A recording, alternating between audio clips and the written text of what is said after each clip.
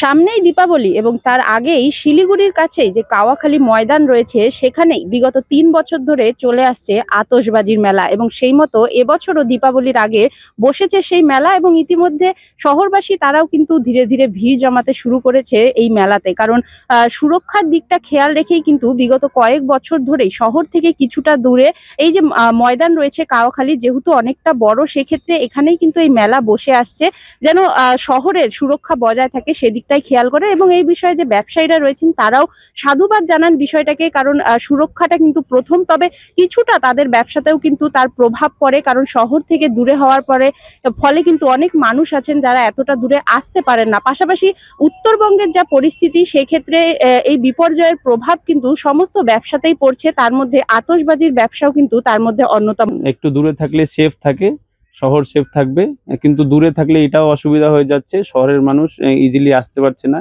একটু ব্যবসার মধ্যে ইফেক্টটা পড়ছে। আপাতত আমরা দেখছি মানে ওরকম ভাবে কাস্টমার নেই। আমরা সবার থেকে আশা রাখছি কাস্টমার আসবে, অবশ্যই ব্যবসা হবে। আমাদের এই এতগুলো মানুষের উপরেই আশা রেখে আমরা ব্যবসাটা করছি, আশা রেখেই চলছি কি ব্যবসা হবে।